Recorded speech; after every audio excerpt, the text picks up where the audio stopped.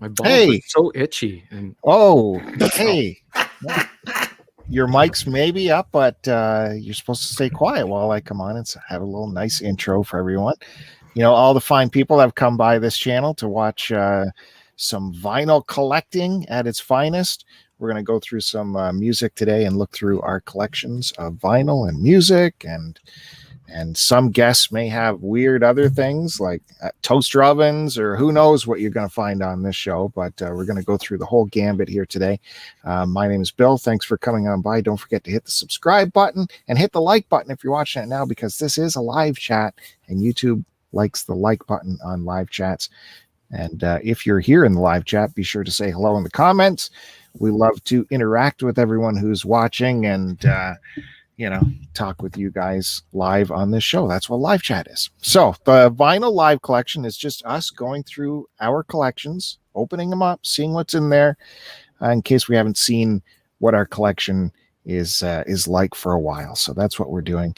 Today, I will be continuing going through the Bob Dylan collection, but I have something a little extra special as well, a little bonus edition packed into this vinyl collection for all you Bob Dylan fans out there, or people looking for a real music education on the foundations of modern music through Bob Dylan, of course.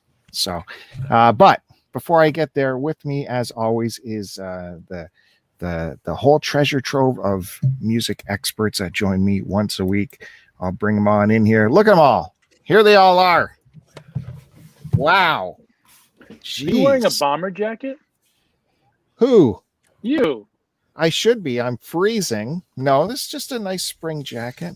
Okay. I couldn't tell if it was a bomber jacket or like a smoking jacket. Very thin. No. Yeah, you know. Right. Yeah. That's good. So, yeah, just no like winter toque for me. I'm not that cold. I don't know who would wear like a toque on a inside. A cold night? Yeah, who would do that? I don't know who would do that, but nonetheless, hey, I want to say hi to my buddy over here, Curtiss. He was the first one to dial into this live chat. Thanks, Curtiss. Good to see you. Good to be here, Bill. I want to correct you. You said run the gambit, and I don't know if that's what you always say or it was a slip of the tongue, but it's gamut. Gamut. G-A-M-U-T.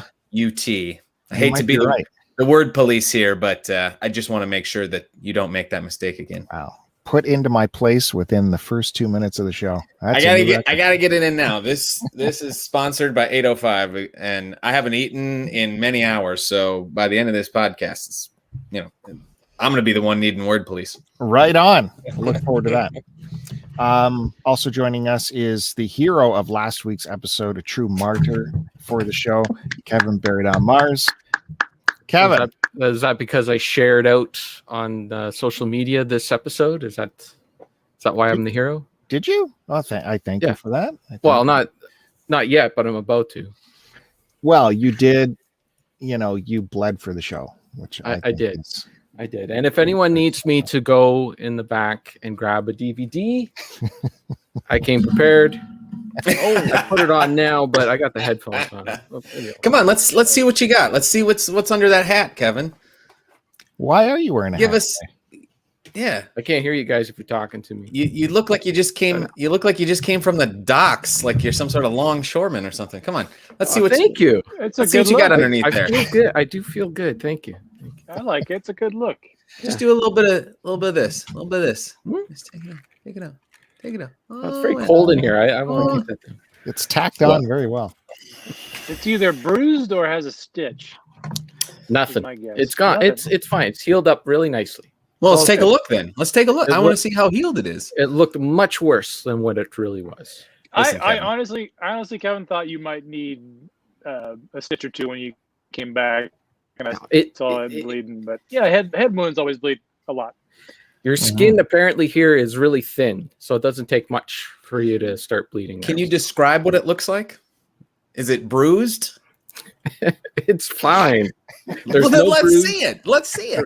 There's no bruise. There was This no swelling. demands an answer. We need to have closure from this. See. Well, then just show it. Well, Bill doesn't need another reason to open up Photoshop. He's got plenty of reasons over there. Come on. Doesn't need another. Dude, chicks dig scars. This is going to boost our numbers, Kevin. No, it's fine. There's nothing. It'd be a major disappointment. You'll be so disappointed. Well, it's all good. Please, if anybody is watching this, leave a comment about how you want to see Kevin's really cool scar. There's no scar. There's nothing. There is a scar. That's your new nickname, Kevin Scar Mars. The mystery is way better than the reality. So we'll just buried on scars. Buried on scars. Wow. Oh, why didn't I think of that? We just got there. You just won the internet. Jesus, Matt Bandy. How about if we hit 15 likes, Kevin will whip off that hat for us. Oh, then this thing's going to be fused on my head if we go 15 likes. That ain't happening. You should have went like something attainable, like 3 or 4, Bill. 15. We're at 3 already, I'm sure. But Kevin, it's good to see you. Thank you so much again for all the effort you put in last week. That was fun times. What did Sarah say? I would love to have her on the show right now so I can get her thoughts of what she thought when she first saw that massive gash on her head. I told you she was putting on her coat. She wanted to go to the hospital. She's like, "This is hot. You got to go to the hospital." I'm like, "No, it's not that bad." But then once she cleaned it up and that, it was fine. It wasn't. It was just it was bleeding a lot, but it wasn't. Take it up a little bit. Let's see. Come on. There's nothing to see. We need 15 likes apparently. Is that like cumulative? Doesn't count just for like while we're live. You know, if we get 15 likes after the fact, like next show, you'll show it. I am out of here at 9 p.m. in 50 minutes, so it has to be within 50 minutes. Bastard. So you can't call up all your friends and ask them to. Well, we could have like 5 likes right now with just us. Chris is already. I know he's tweeting about it right now. I'm giving it a thumbs down. Yeah, those don't show though. Oh, they don't? No.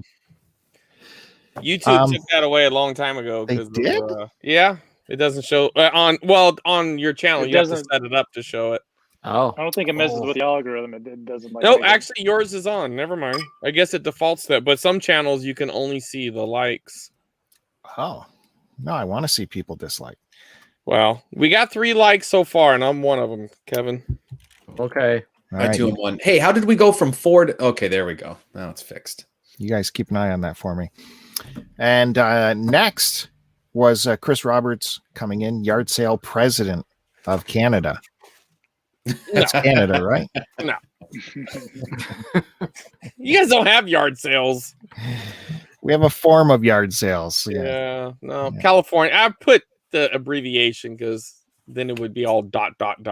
So I'll change it in a minute. I'm just thinking of something else. Okay, good. It's good. I put the thing about Curtis's beard, but nobody would have knew because I was off the air because he does have a fake beard. There's no way that's real, Curtis. What? I don't understand. What's not real? Your beard. You're too short to have a beard. No way. You know what? You're too old for that beard to be the color that it is. Well, I dye it like Joe. I believe it. He did defend dyeing beards pretty. There's nothing wrong with dyeing beard. Women dye their hair. I mean, it's a difference. Yeah, don't beard shame me. I'm not. I just don't think it's real. I think you did that thing with the spray paint where you have the 3 little hairs, and then when you and then it makes it thicker looking. Yeah, makes it thicker. Yeah.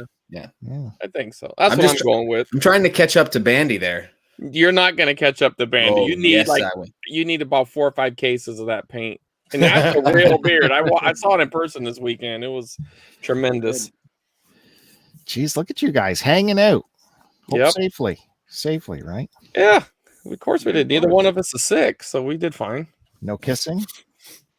That's for us to tell. Or that's for us to know and you not to know about. That's private. Come on, Bill. Okay. All right, Matt Bandy, you couldn't be farther away from the top right corner than you are right now. Yeah, I know. I'm spreading the wealth around a little bit, letting other people have some of the fun. I gave Kevin the duck this week, so yeah. Thank you. If we position it right, it will cover his his wound. Oh, Just in case that comes off, like that's what you should do, Kevin. Stick your head right there and then pull it off, and we still won't be able to see it. No, Bill's too quick on that trigger finger there. He'll Yeah, that's true. have me full screen in a second. Yeah, he would. He'd get you.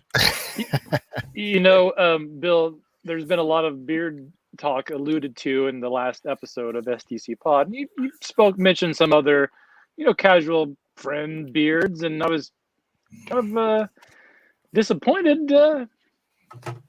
No mention was made. Oh, jeez. Well, Yeah. Joe is quite intimidated by Matt Bandy, so I'm not really allowed to bring him up too much on the show. I think your masculinities, conflict too much, and I got to keep Joe happy. So, yeah, intimidating guy. So, well, I went into Bandy's beard shop, or his barber. Well, I'm assuming you must get beard products there too. That was very. I have, yeah. I tell you, Matt's a undercover rich guy, because where he went, somebody went there to pay for their haircut. Oh yeah, and they were overcharged $3,000. Well, and their Venmo took it. Out. Yeah, that's crazy. That's what I'm saying. He paid out. It was supposed to be 30, I guess, or 300. Who the hell knows? And it had to be 300. So what the hell did he buy? Because I don't know how you could get to 3,000 from 30, but it's possible, I guess. Maybe she did too many zeros. Yeah, and then she's like, I don't know how to refund Venmo $3,000. It won't let me. And I'm like, who the hell gets approved for a $3,000 Venmo? Like only in, wow, at a barber shop, no less. If you're ever in San Luis Obispo, California, and you want to get your hair cut or your beard done, check out The Ritual. Or if you want to buy a $40 plain baseball cap, that too. or a $30 beat. I mean, it was all cool stuff, though. It was really cool. It was a barbershop, plus they had a lot of apparel there. Apparel, yeah. So, yeah, it was nice stuff. Trendy. Yeah. All right. Well, I'm very happy to have all you guys with me. We are running the gamut of personalities tonight, so that's good times. Like I said, I'm going to be going through some more Bob stuff. I've investigated this week why the time jump. Why did I have this time jump from this album to this album? More stuff broken. So, what the heck? That was that expensive Bob record. All my notes. That was your daughter's poster. Yeah. Adding something of hers. Switch. I am going to be data mining her for this channel later on. Sometime in the future, we're going to do a video. What do kids listen to nowadays on vinyl? Because she's building quite a little vinyl collection. She's got a vinyl collection? Yeah, she's got a stack like that. What does she listen to? We'll have to We're gonna go find through out. it. Yeah. Oh my! You just got me. You just got me. I'm in, baby. Now I'm trying to work on her appearing in the video, and that's a hard no. That's a very hard no. And I'm trying to at least gain access to her bedroom for the set, and that's a no as well. So it's a tough. She's one. not I have dying to to be on camera, huh? She's on her own sort of camera stuff. I think she's got a TikTok thing or something like Chris Roberts does. Yeah, you will hurt her vibe, dude. She doesn't want to. Yeah, but to get canceled being on Dad's show. Yeah, absolutely. I gotta get the bedroom though. She's got a great bedroom for the set. You know, she's very tidy and keeps everything nice and perfect. So this was I missed this. It was the younger one or the older one? The older one, 17. What's a 17-year-old listen to nowadays on vinyl records? I will predict it's not Bob Dylan. You could be onto something there. I'm just saying. You could be, but there will be some surprises, I tell you. All right. Some surprises. So yeah, I was investigating why this time jump, and it's so I had to go through my CD collection. And obviously during that time, we're going into the 90s now. So as a consumer, CD players came into the house, and suddenly it was buying the stuff on CD. And if you bought it on CD, like most of my collection, it's just to acquire the library. So if I had it on CD, I'm not going to buy it on vinyl as well, especially when we were spending what CD prices were in the 90s, which definitely wasn't cheap. So that's why I had to go through the CD collection to see where we are. So we're going to go through that gap of time in the CDs. And also, if you guys will indulge me, I'm using my vinyl adjacent time to talk CDs, and we'll go through a bit of this right now. I'm going to clean up the albums that I missed because I had them on CD, so I didn't buy them on vinyl.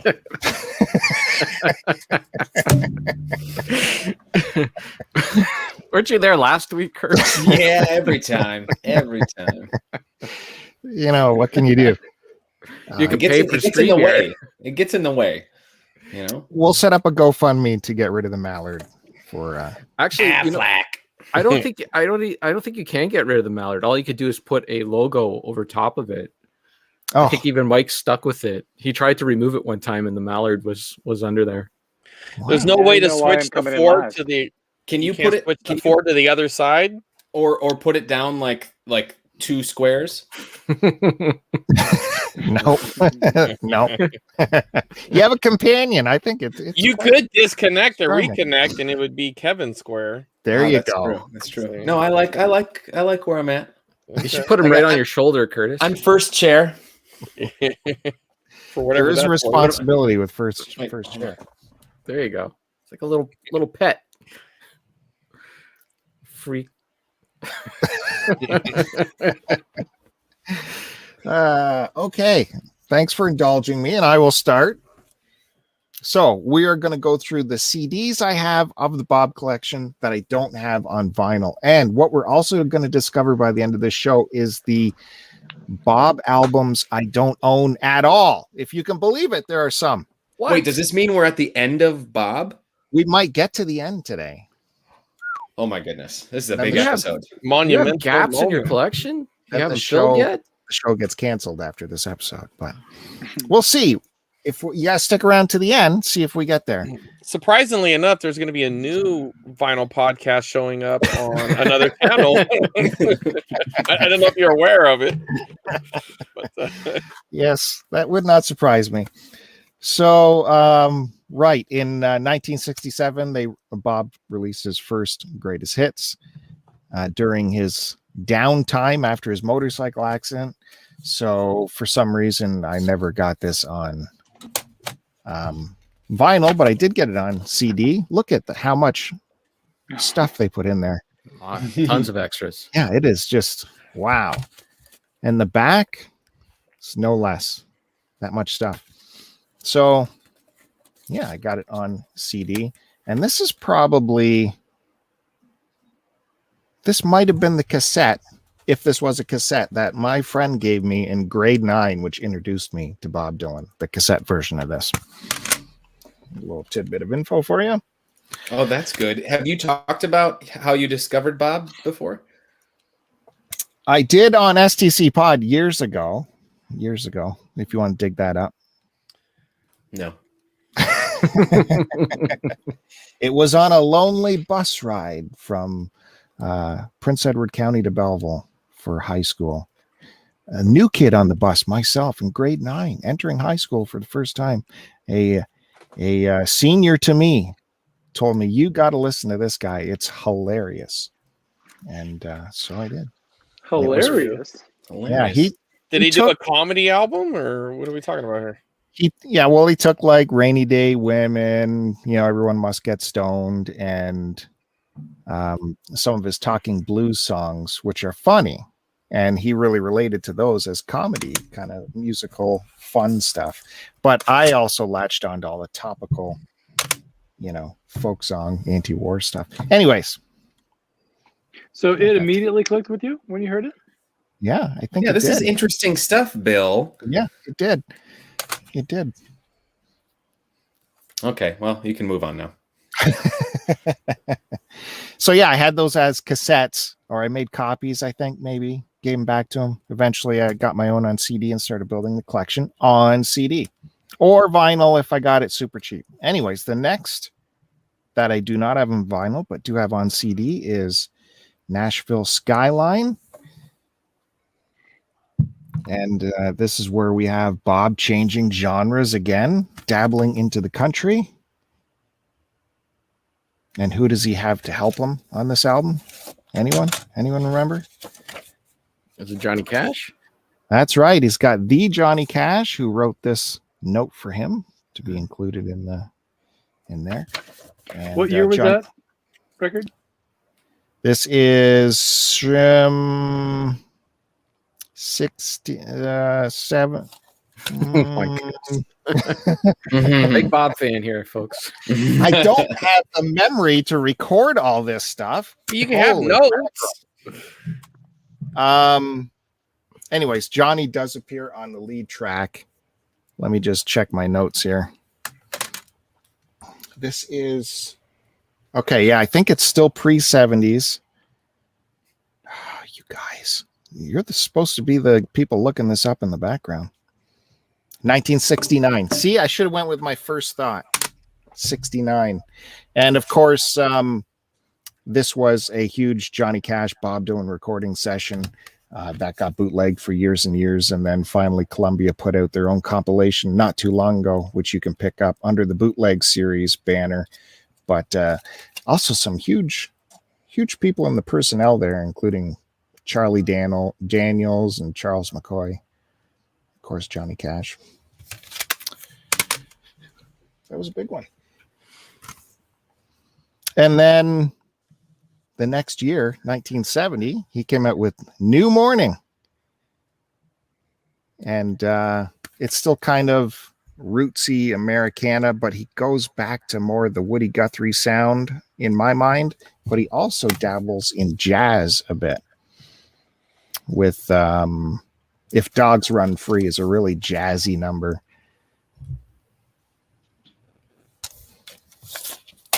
What's this look like inside? Another one. It's Al Cooper appears on this one. Lots to look at in there. Full effort.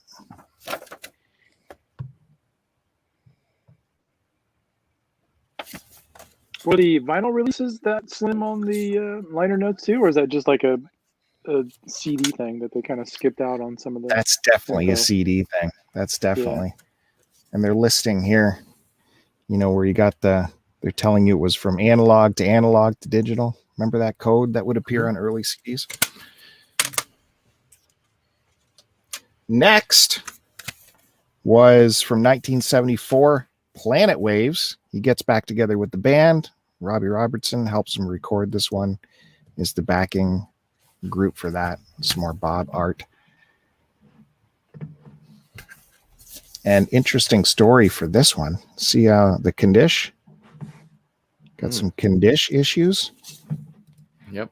Same with on the disc. It's got wrong finger.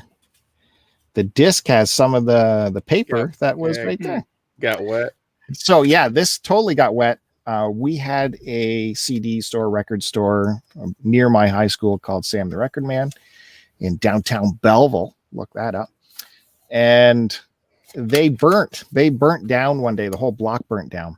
And the store wasn't completely destroyed, but everything was soaked inside. They were able to get back in there and open up, and they basically liquidated their stock. So you could get your CD at like half price if you wanted to. Half? Yeah, Man. it was no. You guys are tight up there. Oh, I know. Like, I know. half price. You get the smoky wet CD for $12 Canadian. Totally. Well, the price CDs were. This was like it's time to get some shit now. Yeah, and you remember they came in those huge sleeves, long boxes. Yeah, with the cellophane. Mm-hmm. I think that these were the cardboard long, not the. Remember the plastic ones, the rack. Yeah. This was in the box with the cellophane. It was also, but it works. And I was concerned because that added weight on the CD, you think would really throw the drive off. Why didn't you get that off? Like an alcohol and a swab would get that off. Yeah, I'm not a hard worker. So you'll just destroy your CD player. You're concerned about ruining your CD player, but it worked. Okay. So let's see. This is a lot like Chris Roberts' magazines in his bathroom here. Yeah.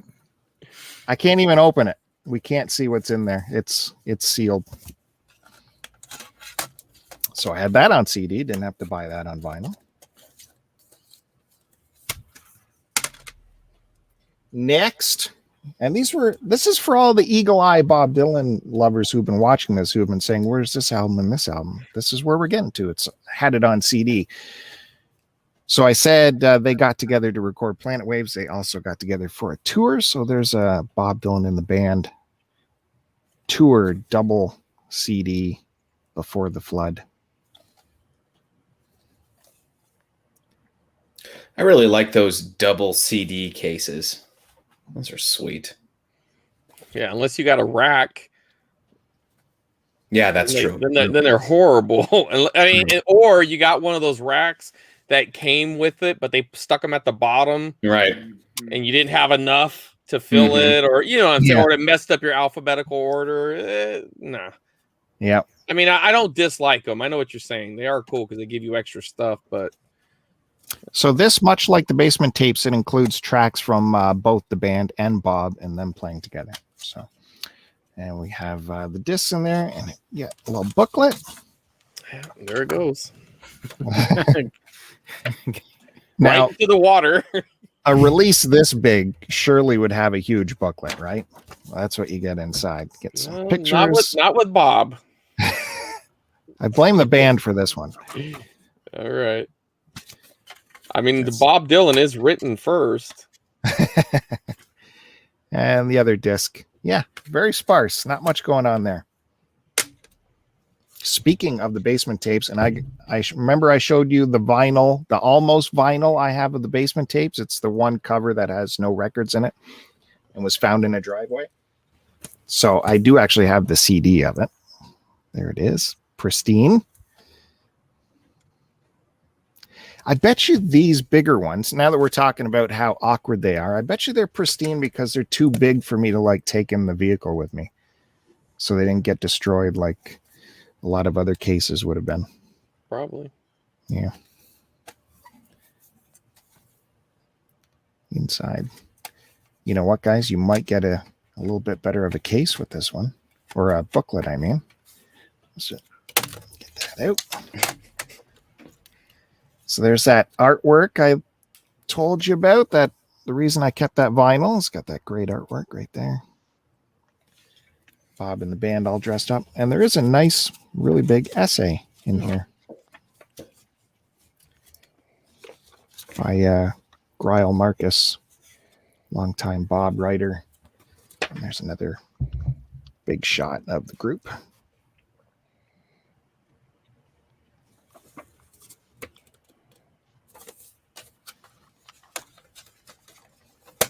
And of course, Columbia did re-release this in a huge package where you get, everything that was recorded practically. We're moving on into the 70s. We are now into the Rolling Thunder Review era. And you guys might have noticed that I did not have this on vinyl. Bob Dylan, Hard Rain, another live album. I was wondering where that was. I thought so. I was getting a lot of messages about this. Mm-hmm. Is he wearing eyeliner? Look at, does that kind of work for my? There you go. That's It does look like he has some guy liner on. Yeah, it does.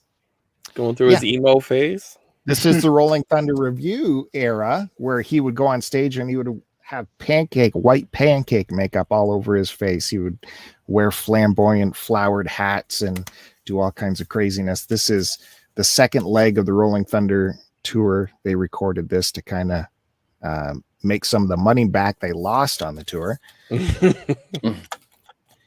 And, the as amazing as the first leg of the tour was, the second leg was just kind of them going through their paces, and it just doesn't have the magic like the first leg had, unfortunately. But that's the recording we get. Do you ever plan on upgrading these to vinyl? Like I said before, I'm always a collector of opportunities. So if I can get these at an opportune price, definitely I will add these to the collection. Into vinyl. Maybe I'll take a pause right now. I don't like eating up everyone's time to start off with. So we are not quite up to that big hole I talked about earlier in the 90s, but we're getting there. We're getting there. So that was my time, and I'll pass it on to the next person. See what Curtis brought for us today. Curtis did send me a video. He was record shopping today. Maybe. But before we get to that, I got to go over what I've been listening to. As always, did my homework that Matt Bandy and Buried on Mars gave me. I listened to Countdown to Extinction from Megadeth, and my opinion has not really changed on Megadeth. Okay, well, however, I will say I think I liked it a little bit better, but I'm not sure if that's because my expectations had lowered because I knew kind of what they were. But there was a couple songs on there that I thought was decent. I can't remember. Oh my gosh. You must have liked Symphony of Destruction. That was the big MTV hit for them. Yeah, there was one where he was like talking. Hello, me. Meet the real me. Yeah. Sweating Bullets. Sweating Bullets. Yeah. That one was great. I like that. It's a fun song. It's fun. Yeah. I like it. And then on my own volition, I decided to listen to the Traveling Wilburys, Volume 1, and I really dug it. That was a lot of fun. And actually, I think the only song that even sounded remotely recognizable to me was the last one, End of the Line. Was that like a hit of theirs? Yep. Yeah. Okay. Yeah, but the whole record was really cool, and it was fun how each song kind of jumped to like a different performer. Like it kind of started. I think it started with Petty, and then it went to like Dylan, and yeah, it was really cool how it bounced around. So yeah, that was really fun. So good stuff I've been listening to. I found a new record store today, and I am pumped because it friggin' rules. It's Bandy. We're gonna go there next time you come here. What's the name of it? It's called CD Trader. I don't know if it's like a chain or what. Boring name, but great store. It is. I would call it Amoeba Light. Gotcha. It's got movies. It's got CD music. Vinyl, CD, cassette. Like it's got everything. Blu-ray, DVD. It's even got some clothes, and books and stuff. Really good. It's pretty big space too. Where's it at? It's in, I think it's in Tarzana. It's either Tarzana or Encino. I'm not sure because they're like right next to each other. I want to say Tarzana though. So it's like, 10, 15 minutes away from me. Really good store. Went there. Like great selection, lots of stuff. And in fact, I sent Bill a little video of their Bob Dylan selection, which was huge compared to the other Freakbeat records. A lot more stuff to decide or to choose from. Bill, what did you think of the video? Was that I tried to show you some, like a healthy selection, right? Yeah, it was great. And I like how they would pick stuff out like, oh, this is the super rare double Columbia Eye or CBSI logo version. Yeah, lots of notes on the records themselves. Yeah, it's cool. I hope you bought some. I absolutely. I got 3 vinyl. I'm really excited to show, but we're doing the vinyl adjacent right now. I did walk away with 1 cassette. I'm pretty excited about, and that was Keith Richards. Talk is cheap. Got it for $5, as you can see there. So. I haven't had the chutzpah to pull the trigger on the vinyl yet, but I was very ready and willing to pay $5 for the cassette. I really do like Keith Richards' solo stuff, and you know me, I'm such a Rolling Stones mark, so excited to pop this one in. Yeah, really fun. They had a ton of these like cassette holder things too. I meant to ask them if they sold them, but I have to say that for next time. Oh, Matt Bandy, I also wanted to say I used to live by like a punk rock straight edge record store. I completely forgot about it, and I didn't know if you'd ever been there. It's on Melrose in Hollywood. Okay. Probably not. I don't know, but we got to go there too, because I was like looking up stores in the area again today, and that one popped up. Well, assuming, I don't know, I haven't been down that way, but assuming it still is, we'll check it out. So Nice. Really good. More vinyls coming up. Boom. That's it. Oh, that was quick. Kevin, I believe you picked up a scar last week, right? You're going to show that. Well, first I want to know if you guys did your homework. Did you listen to Max Webster? Oh, I forgot about that. I knew there was another one. I knew there was another one. I listened to the first 3 songs. The first 3. Okay. Yeah, I was in mixed company in the car, and I didn't want to torture her the whole way back in case she didn't like it. But it was I liked it. I mean, the first 3. Yeah. Cool.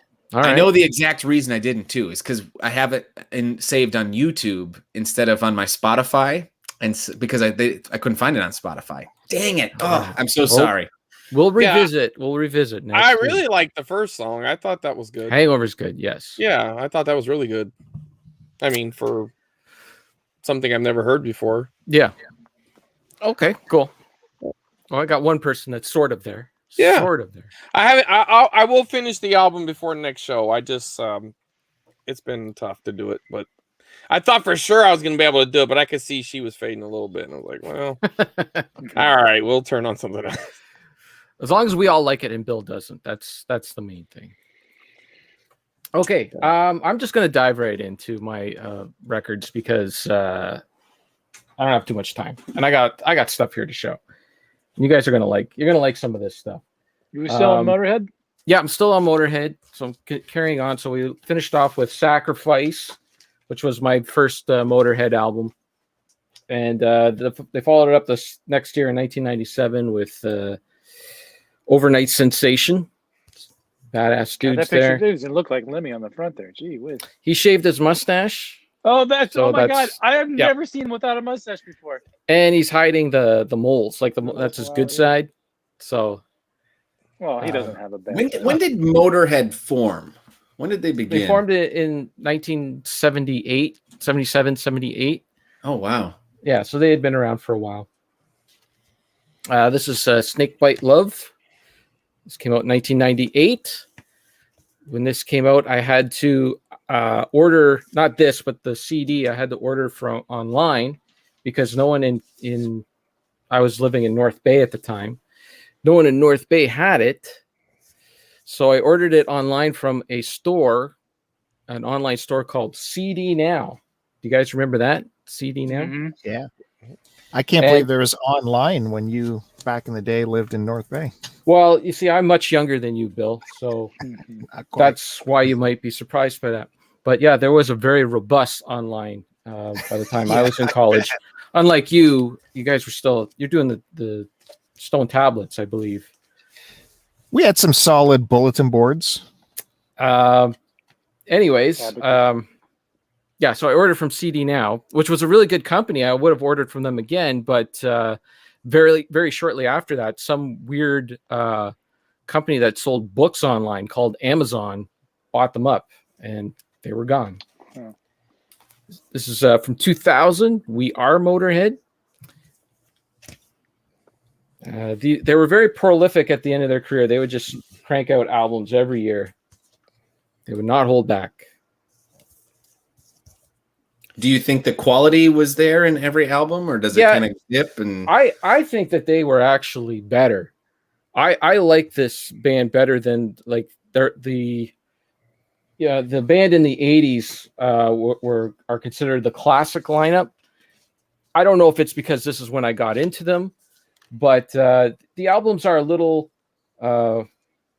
formulaic. They kind of all have like they follow the same formula. They got the slow one, the bluesy one, but to me, it's all good rock and roll. This one, Hammered. I know you guys are into your wrestling. There was some guy that would walk out to Triple H. Sure. Time to play the game. Yeah, that's the song. Yeah. I know. I don't know who the friggin' wrestler is. I don't know. Triple H. Triple H. Sure, whatever. That dude. But yeah, this album came out, and then that guy started walking out to the song on there, and this album sold pretty well for them. Well, they actually made a theme song for him. I think it kind of probably brought them a lot of new fans. Yeah, I'm sure not that they needed them, but I mean, they got a little revival because. And in fact, and Tony Hawk as well with playing Ace of Spades on. Oh, that's right. Yeah. One of the Tony Hawk games. In fact, they played they played live at WrestleMania 17. Was something like that? One of them. One of them. Yeah. Yeah. Cool. This is Kiss of Death from 2003. That's a cool cover. Dig that. And I believe this is just a black. The ones I'm not going to show you, they're just a black vinyl. I got plenty to get to here. I thought that one was kind of cool too. That picture. Mm-hmm. That's really cool.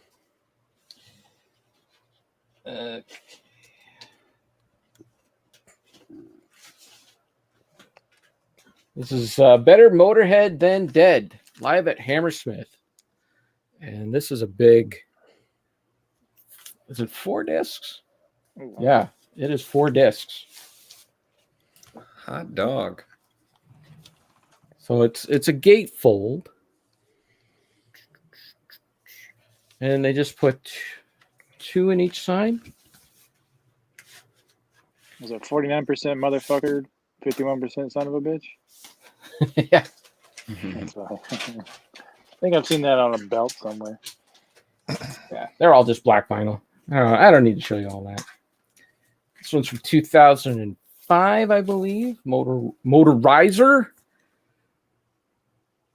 Kind of like moisturizer. And we got a gatefold here. Look out. Ooh. Now, just, show this one slowly. There you go. Well, I don't know. Bill might get offended. We better put that away. There's a knight. You need a knight on your artwork, then just your lyrics on there. This one, Aftershock. I believe this one's from 2006 or 2008. Something like that. 2013. Oops. We're flying through the years here. I have a lot of these. I don't have everything from the later years. A lot of it I have on CD, but this one I just got. This was one of the ones I picked up in Montreal. That guy that gave me a good deal on a bunch of records. Okay, you're going to like this one. This one's called Motorhead Clean Your Clock. Now, this one was done. Lemmy was pretty sick there. You could see he's barely. This was done like maybe a few, like a couple of months before he passed away. Oh wow! Is that the last thing? I don't think it's not the last show, but I think it's the last show that they have recorded. But is that the last like vinyl they put out? No. Of course, you put out more vinyl after the guy dies, right? Well, the last one that while he was alive or whatever. No, this was actually after he passed away too. Okay. No.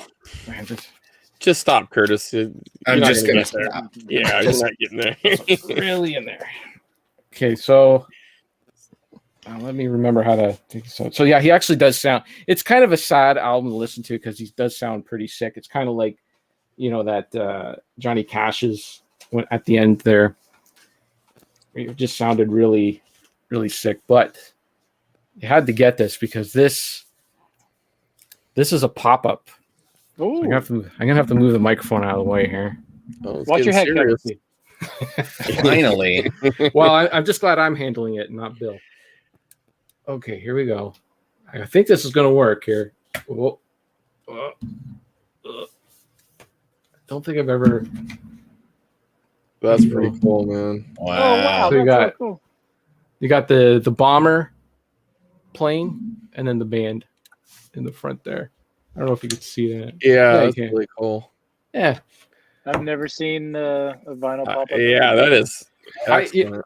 I ordered it, and I didn't know it was a pop up until I saw the on the label, and I think it's gray vinyl. Yeah, metallic metal. It's pretty cool. Yeah.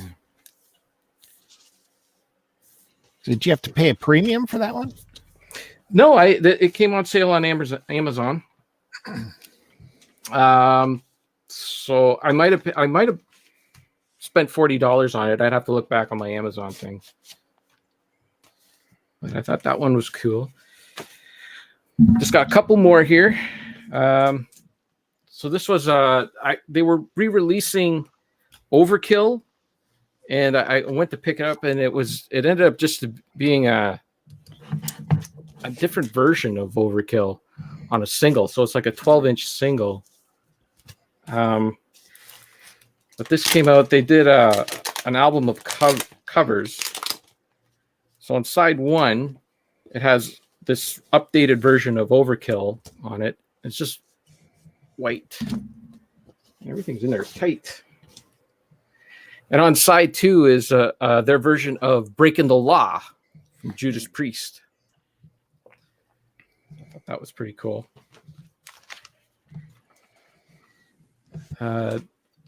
This one is called. So this one, this was an album that came out in like 1992. And when I bought it, I had to order it because it only came out on a German label, and it was called Bastards. And it was one of their best albums, but of course, Lemmy signed this terrible deal. So it was Record Store Day 2018 that they re-released it as Death or Glory on solid silver vinyl. Got some more. Ooh. But this is a great album. This is like when when he moved to LA, he kind of was in the scene, and he had a lot of people like Slash, and they did a Ted Nugent cover on this one album called March or Die. And he kind of just went back to his roots after that. After that album kind of tanked a little bit, and man, they were killer. So, and this is the last one they've released. It's called Undercover, and this one's just loaded with a bunch of cover songs that they did over the years. So you got Jumpin' Jack Flash, God Save the Queen, Heroes. Heroes is actually really good. The David Bowie Hero. I'm actually like I would want to hold on. I'm going to try and put that. What's that called? Undercover. Undercover. And really, the cover of Heroes on there is quite good. Even Sarah said, "Wow, that was quite good." And she hates the Jacob Dylan version of Heroes. Oh yeah, he did. Oh wow, there's a lot of good covers on here. Yeah. God Save the Queen, Starstruck, Cat Scratch Fever, Jumpin' Jack Flash, Sympathy for the Devil, which actually that's a good one too. Hellraiser, Rockaway Beach, and Shoot 'Em Down, and Whiplash. Yeah. I might be listening to my first Motorhead album. Well, there you go. After you're done listening to Max Webster. Yep. Max Webster. That's your homework. You didn't do your homework, so you get an incomplete. Except for Chris Roberts, he gets a partial credit. Gets 30%. There you go. Now, do you have any of the Hawkwind albums? No, I don't. And that's I'm not a really big fan of Hawkwind. Oh, really? Not really. No. I tried listening to them a few times, and it was kind of like they're okay. Now, does he cover any of his? Because he wrote, right? Didn't he write a lot of their songs? Yeah, it's not a lot. He did write the song Motorhead, and they did do the song Motorhead on their first album. But that's all I think he's touched from the Hawkwind years. I don't think he's ever done anything else with them. Okay, just curious. Okay, that's it. I am done. I showed everything. That was a ton of Motorhead. I went full Bandy on the Yeah. Motorhead. That's not everything. I still got the CDs. Do you think you have all their vinyl? No, I don't. I'm missing a few. All right. Cool. Very good. I'm hearing from my sources that the YouTube live stream is up to 15 likes. I don't think so. I'm monitoring it here, and I don't see 15. Maybe there's much lag. I see much less than 15 here. What I do see is Joe's channel. He's getting quite the number of views with these Bruce Springsteen numerous Bruce Springsteen. He's got multiple. It's funny. Last week it was all Transformers and NES games. He's Bruce. He's now, Bruce and beer now. Now it's the Bruce Springsteen channel. My life in collecting Bruce. Rest in peace, my life in collecting. Hello, Bruce and beer. Bruce and beer. My God. My life in Bruce Springsteen. Yeah, man. He's like, I only get one new subscriber a day. I'm like, you should be so happy with that. That's great. Oh my God. And what does it matter? Who cares? He's looking to make a name for himself, Curtis. He's trying to make the big time. I understand. As long as my channel here just drove him insane, that's, just added goodness. Yeah. So, Kevin, I will say last week I was thinking about it. And if you were to, Matt Bandy has begged us to wear bandanas for every episode. If you'd have had your Bandy bandana on, you would have been safe. Would have never happened. Yeah. I don't even own a bandana. Neither do I, and that's a problem. I got a headband. I could go put the headband on. That would be great. I'm gonna go put the headband on in just a moment when Chris is shown and stuff. Oh, well, thanks. Yeah, well. Couldn't wait for bills. Shit. Oh, wait for your non-vinyl. I actually have a vinyl. I'm just gonna wait, suck it, Curtis. I do Whoa. have a vinyl. Tell me how you really feel. Yeah, about my stuff. Jesus. Took a little hit there. Okay, Chris, go ahead. You were Okay. up, sir. Well, I was feeling a little cabin fever in California. Our great governor, right, Bandy? He opened up California, right? And so I thought, hey, I'll take a road trip. And as I always do before I go, I like to scout a little bit. And I found this beautiful little Sony Trinitron. Now, of course, this is vinyl related because you can watch vinyl on this. So, You could watch. I the have one show of on those. that. well, I can actually run my vinyl through it, I guess. I mean, it does take that in there. So, and this was a kitchen set. I mean, this was designed for kitchens. There is a base that goes to this. It didn't come with it. They just didn't use it. I bet you it was somewhere. I asked her and she didn't know what I was talking about. So, but this thing's like brand new. It has the remote, and it was actually featured on Sopranos, so it has a little bit of cachet to it. Tell them what you could do with it about hanging it upside down. That was You can't hang it upside down. I don't know how to do it because I went through it, but apparently you can hang it this way. With this little stuff there, I guess. I don't know. That's what I was told. I was going through the menu options and I didn't see anywhere to do it, but I have to look a little more research into it. But apparently you can hang it upside down, which I thought was cool. The lady wanted $8. She had the most random prices. It's like $8 for that. So, and it sells for like $150. So I was more than happy to pay her the $8. She also had this cool little Sears deal. The cassette deck isn't working. I mean, it's sort of working, but I looked it up and it seems to be an easy repair. And she wanted $6 for this, but I told her I would just give her $5. So I lowballed her. So I got that. And then so while I was there, I thought, hey man, I'll go see Matt and let's meet up. He used the remote on his. Can you hear us, Chris? We can't hear you. Your microphone went out. No, I hit mute. My bad. Anyway, after that, I wanted to meet up with Matt. So I was like, hey, you want to meet us for lunch? And he wanted to meet at at kind of the spot that we both frequent. And It was actually the first time we ever met was in this spot too. Absolutely. It was the Just first by time chance, we met. By chance. It was just random. Yeah, I didn't even I felt bad because I was in the middle of checking out and I didn't really feel like I kind of showed you the attention you deserved. I remember feeling bad about that after we left. I was thinking, I should have engaged more. But I was kind of pressed for time. Anyway, this time we had all the time. And but the last time I was there, they didn't have anything. And so I was like, I guess, I wanted to hang out, but I really didn't care to go there. But so anyway, so Matt's sitting there. He already was there, right? Matt, I went the to, spot. well, I went there to pick up a card game and a few comic books. Uh-huh. That was my real reason for going there. And But you were in the video game section, were you not? I was not. Yes, you were, because you scared me. You jumped out to. Oh yeah, I was there. You were already there looking, and I wasn't looking. I was waiting for you. Were you? Weren't you? Though? I was waiting for you. It seemed like you were looking, so wasn't looking. I wait for my friends until I start looking at stuff, so we can look together. That's what I would experience. say. That's what I would say too. If I got caught slipping really hard, not.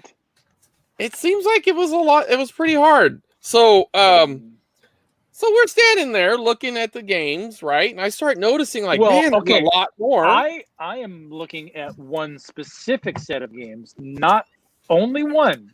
Not two. I'm only looking at I was pointing out all kinds of uncommon games that you hadn't noticed, right? The the Turtles 3 that you went right past. I saw it. I just didn't. What? Did you though? Because that's like a $50 game. They wanted $15 for it. Anyway, so Matt's sitting there just being Matt, looking through like the worst of the games, and I'm like, "What about that?" I'm engaging. I am paying attention to my friend. And the games are only secondary. I was paying attention too on Chris Roberts. Well, I was focusing on Matt, and I was also focusing on, like really expensive games that they had mispriced. So I found a little Demon Crest action there. And right then I was like, because I had saw a bunch of stuff. I was thinking, because at first I saw this Mega Man Soccer. Now it's not in the greatest of shape, but it was underpriced. And I thought, okay. And then there was also the Rocket Knight. No, not Rocket Knight. Some Ninja. Mystical Ninja was there. No. Mystical Ninja. But that was about priced right. But then I saw this one, and I told Shannon, hey, go get the clerk, because just so you guys know, this stuff's all behind glass. So you can't just like take it out. But I was like, I got to get this. I'm going to just go pay for it really quick. So he came over, but the guy was really chill. He decided just to hang out and chat with us. So I got this one. This one goes for about 130 to 150, depending on how many's available. And they only wanted $20 for it. And then, so Matt, he had the whole right side of the display. And okay. That was on the left-hand side, all right? You're right. This was on the left. So I can kind of give you a pass on that one. But on the right side where you were, directly in front of you, was Sparkster. And this is another very rare game. Yeah, that one I wouldn't have known about that at all. You have to know your shit, Matt. I know my Nintendo, not my Super Nintendo. Well, it has Nintendo on the title. Where are the Nintendo games located, and where are the Super Nintendo games located? Well, you are super tall, Matt. Even when you're kneeling, your head is still into the Super Nintendo section.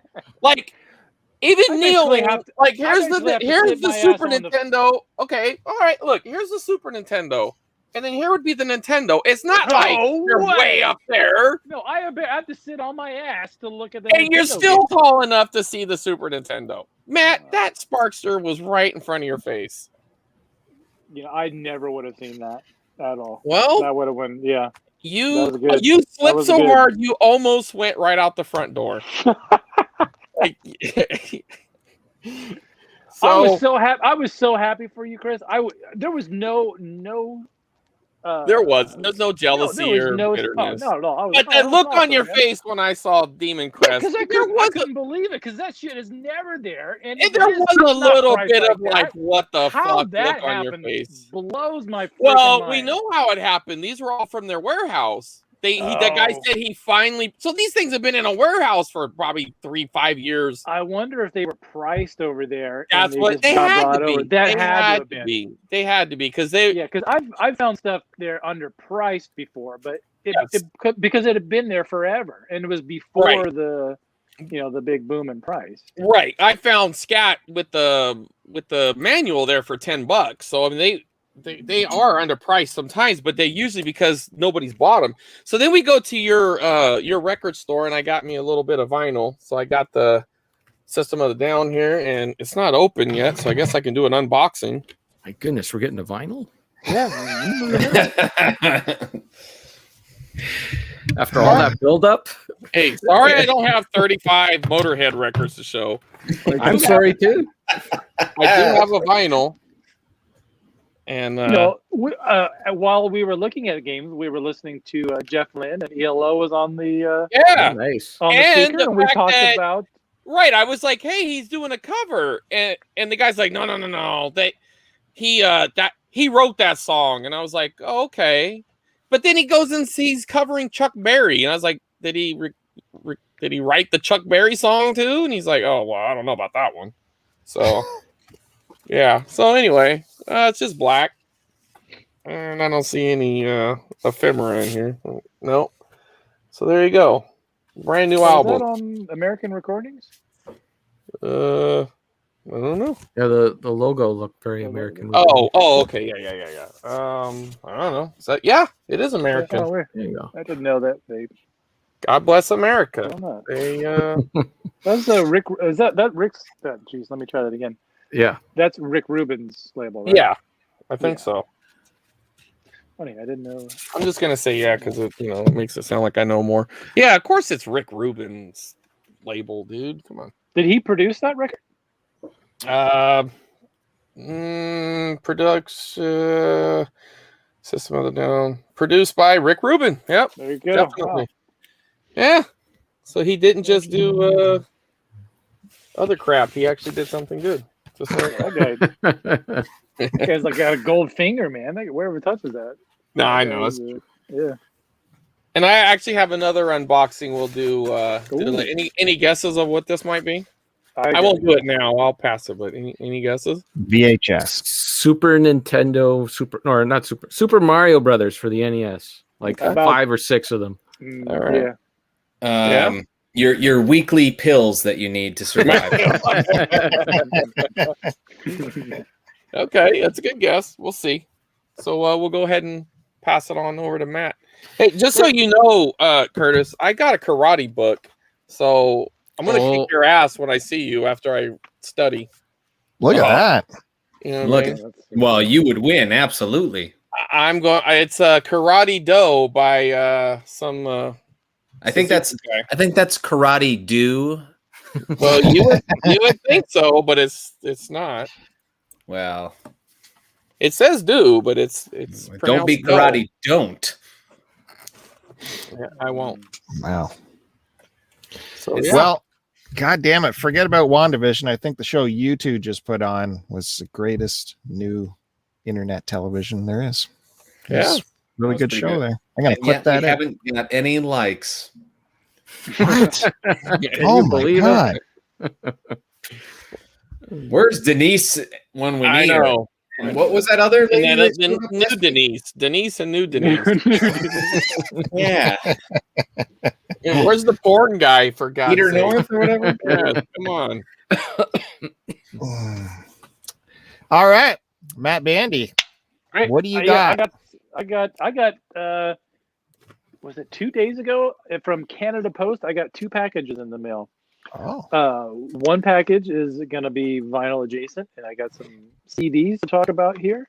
I put an order in about 2 or so weeks ago from a record label out of Quebec called, I believe, pronounced Sepultural Productions.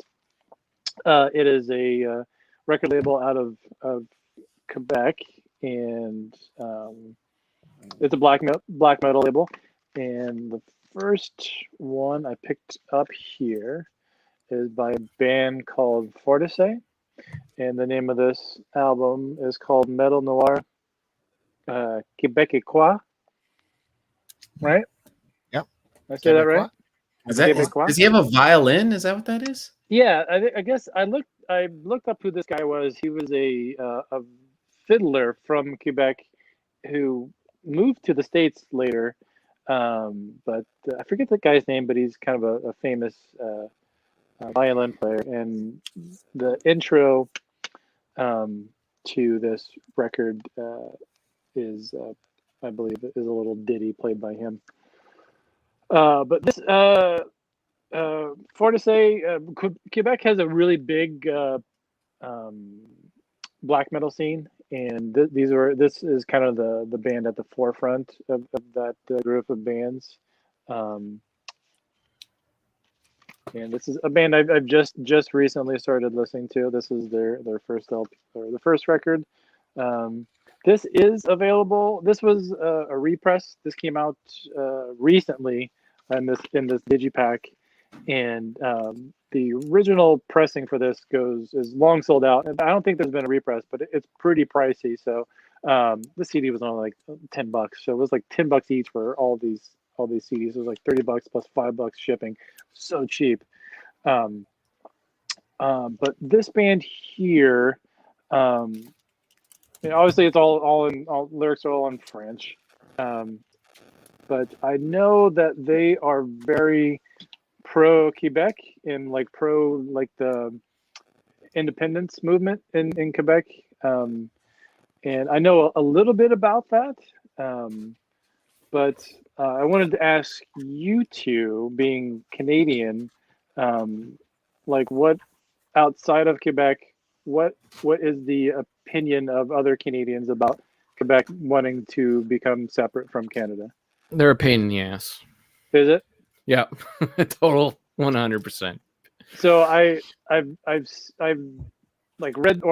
read the reasoning behind it, behind these, why they want to be separate from Canada. But I understand it's the cultural thing and other issues too. But I never knew what other Canadians thought about them wanting to secede from Canada. It's all smoke and mirrors. They're squeaky wheel, and they get a lot of grease because of it. Like they get tons of government money because they're constantly threatening that they're going to leave, and everything has to be done for independence and all this stuff. And it's just, that's all. So is it more kind of like the movement, more like a romanticized like idea, I think that would be great if we could be independent or our own thing without it really actually ever happening. I know they have some sort of autonomy as a province, but I never knew if it was if they're for real about it. Like now, I know the stuff that happened in the 60s and in the 80s, but as far as now, the sentiment, if it's more of a romanticized no, it's more thought. People in Quebec vote for their best interests, and the Bloc Québécois, which is the party, does get a lot of stuff done for Quebec. So I don't think a lot of people there really care about separating from the rest of Canada. Mm-hmm. They do care about the Québécois, the Bloc Québécois getting a lot of stuff done for them. So that's all it is. I'm sure there's some there that legitimately feel that way, that legitimately feel like Quebec should succeed and be their own country. But for the majority of people, they just don't care. They're just like, those are the guys that get stuff done. So we vote. You mean voting for them. The people in Quebec? Yeah. Think that? Okay. Yeah. But I've seen plenty of man on the street interviews and stuff like that, where they're just like, I don't care about separating from Canada. I vote for them because, we want a day off in February, and the Bloc Québécois is the party that'll get that done for them. Whatever it is. Some of the votes have been always pretty kind of split, kind of close. But am I right in saying that they've been kind of close? And it's always a little bit higher not to secede or not to become independent. There was, I can't remember. It was in the early 90s. They did have a referendum, and the vote to not succeed was 1%. Right. To not succeed was 1 by 1%. Yeah. So it was very close. And then that opened up a whole other scandal, because apparently there was this thing with the federal government where they were pumping in tons of money into Quebec to promote Canadian nationalism, for flags and all that stuff. And then a lot of that money just went into the pockets of politicians, and it was a whole big thing. But it's just all smoke and mirrors, man. They're squeaky wheel. They talk loud, and they get whatever they want because of it. Hey, NJ Retro. Yeah, look at that. Look at this. Right in for the political talk about Quebec. I was thinking about that guy last week too. There you Make go. sure you Joe. smash that like dude. button. Yeah, what hit do that we like up to? button. Gotta get Smash Kevin's the like button. You better move it because as soon as Matt Bandy's done, I am out of here. Oh shit! Come on. Call your Politics friends. Oh man, come on, man. Politics and nationalism aside, this is a really good record. It sounds really cool. It's very atmospheric. So it's cool to check out. They used to be on Spotify, like up until literally a few days ago. I went to go listen to one of the records and it was gone. So that's another reason to buy physical media, physical stuff, because you never know when that shit's gonna, either the contract or whatever they have is gonna be gone. And I was like, oh shit. So yeah, I'm glad that I picked this up. The other album came out, or the other album that I got this is a one-man black metal band called Serment. This is a member of Fortisay is in this. This is definitely a lot more atmospheric and kind of epic sounding than what Fortisay sounds like. I passed on getting the vinyl of this because the price of shipping went up exponentially for the record, and I hadn't really listened to this much. So usually, if I like something, I will buy it on vinyl. But this was just too cheap not to pick up on CD. And we just got some lyrics. If it's just one person, can you really call it a band? Well, I don't know. Doesn't that defeat the purpose? Like, well, a one man band, right? He's really playing all the instruments. I picture Dick Van Dyke and Mary Poppins when you say that. Yeah. But much darker. What would you? How would you? An artist. Black metal artist. Okay. Yeah.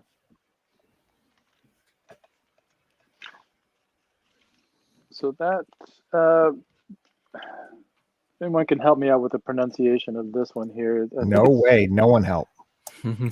Chante au Flamme de la Liberté. Whoa! Kiss your mother with that mouth? Something. Maybe the Flames of Liberty. I don't know. Can you read that? Probably not. Plus is in that damn. I can never read that font. Anyway, so the other release is by Sombre Heritage. Alpha Ursae Minors is how I'm going to pronounce this.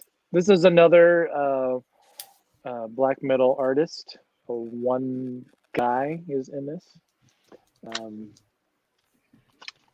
CD here. I haven't had a chance to listen to this one so much. Just a few clips from the stuff. But Bandy, does your family get into this music with you? No, my wife listens to punk rock and some of the hardcore music, but as far as like the metal stuff, no. But my son, he's starting to get into some music now, but not too much. Usually you dip your toe into the metal first before you get into kind of some of the underground extreme metal stuff. So he's starting off slow, but hopefully maybe someday he'll get there.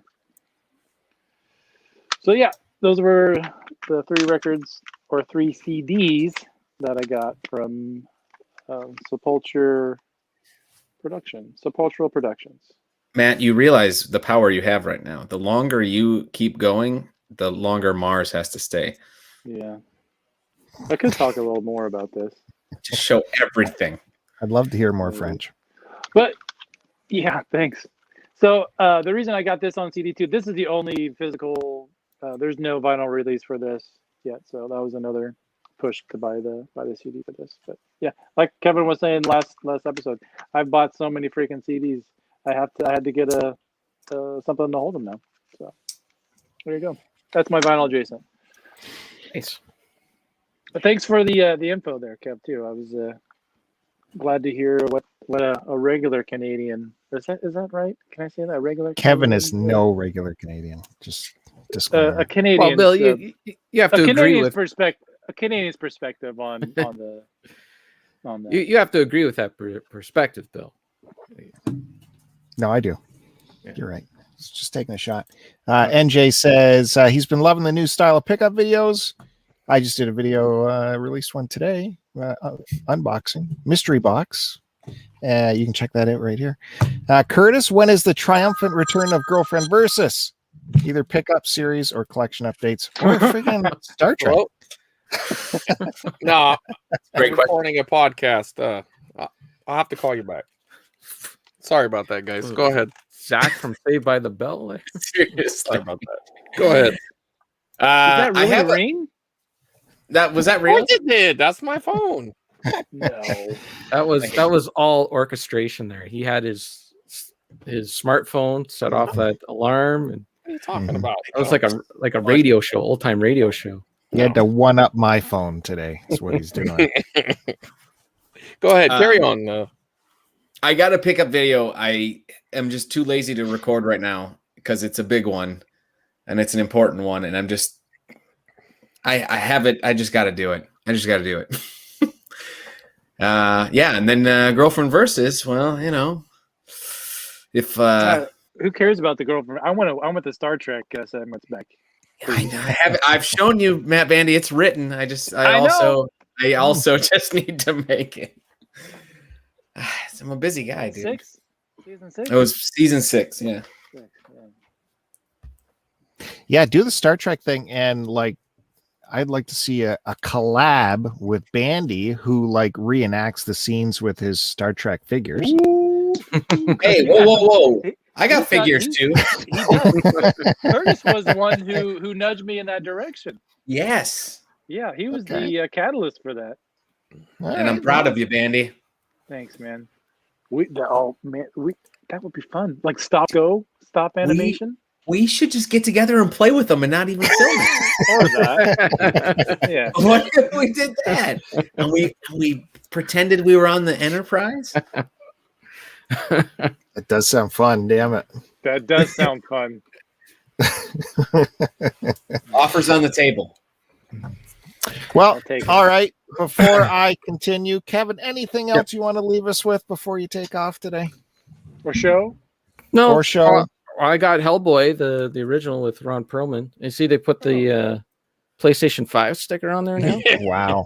Weird. Way to get up there. Money. Like, way to get it. What was the Xbox That's the One? only way it'll work if you have it on the PlayStation. I guess so. So That's a good smart. movie. Yeah, I Yeah. liked it, and it was $15.99. So I thought I'd pick up the 4K because I only had it on DVD. So Yeah, I have the director's cut on DVD. yeah, I got like a big box thing on Yeah, it's a big box. DVD. Yeah. Yeah, So I got the Atmos. that's a good question. I didn't even look. I don't want to have to pull my glasses down to look at the small rating. So Pull them down. I'm Pull gonna that say sure. Yeah, why not? It's got Atmos. It's got HDR.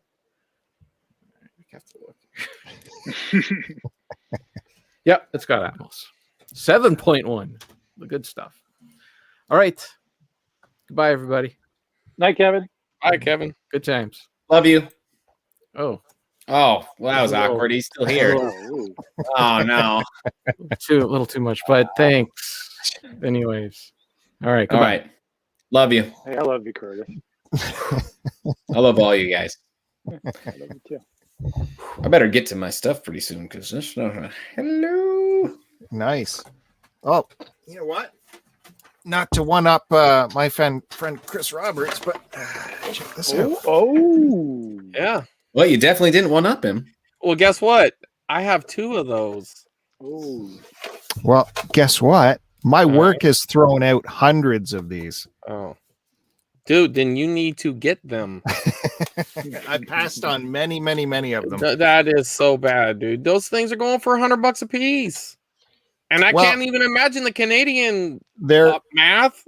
Are like every 5,000 loonies. every desk had one of those on them. So, and they were all left on 24 hours a day. So 98% of them had burnt in. Yeah, well, the screens. 2% would make you a small Canadian fortune.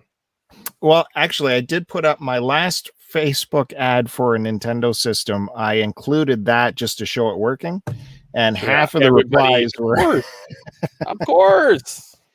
"Are you selling the TV?" "No, I am not. Thank you very Oh. much." Well, you need to go through your guys' warehouse or dumpster or whatever and grab Oh, some more. They've all went to the liquidator. They're all done. Well, Same with those, those professional monitors gamers go crazy about. We had bins and bins of those. However, what else is NJ Retro saying here? He's been listening to a lot of 12-Foot Ninja, a lot of Ghost, Unleash the Archers, and anything from Napalm. Is that- Stuff on Napalm Records. Napalm Records is it. but have you listened to Bob Dylan? Yeah, that's what we're talking about. Come on. That's where we're at. So I can continue going through the CDs here. We're trying to catch up with what I haven't collected on vinyl of the Bob Dylan collection. And you guys, you got to admit, you've been pretty impressed with how many Bob Dylan records there are through the years, right? Like, it's pretty crazy. I don't know if impress is the word, but I maybe bored. I mean, Well, let me continue. Push you guys on over. There you go. Duck is not as awkward now. pooping on him. It's okay. We're almost leading into where I am with the vinyl. I got this Down in the Groove, another 80s album that's kind of, it's, Bob in the late 80s kind of was a bit trying to find his way, shall we say. And so people say maybe been a little bit uneven or, lost his way. I won't say lost his way. There's still good tracks on here. In fact, the Grateful Dead appear on this album on Silvio. And there's still some really good tracks on there. Shenandoah, I like. What's your Rent take? Stranger. Do you agree with the critics? It's not 100% solid like we will see in the future or what we saw in the past. You know what I mean? There's it's not even, but it's still necessary to have that. Still necessary. There's the back stage shot. This is from 88. So like I said, you got the Grateful Dead appearing there on Silvio with Garcia and the Boys, which leads us into the first official Bob Dylan album I don't have. Does anyone can you guess where we are and what it could be? Bob Dylan does the polka. You guys might be shocked to hear this, that I don't own a copy of Dylan and the Dead. Wow. That is come on, dude. Bill. Like, that is just stupid. How did you not just buy that? It is weird, right? It is weird. Yes. But whenever I've listened to that, it doesn't have the best Grateful Dead and it doesn't have the best Dylan. So I've never invested money into it. So I guess that's why I've never gotten it. But it probably should be added to the collection without a doubt. But that you feel everything else deserves a spot except that. Right. All those other ones are better than Bob that. Dylan gospel, acoustic gospel, all the fucking remixes. Yeah. Weird, eh? It's weird. It's something. It's a little I'll weird. get it. I'll get it at some point. Do you like Believe your me. world separate? Hey, Maybe that's it. If I see it at CD Trader, There you go. There Pick you it go. up. That American money, yeah.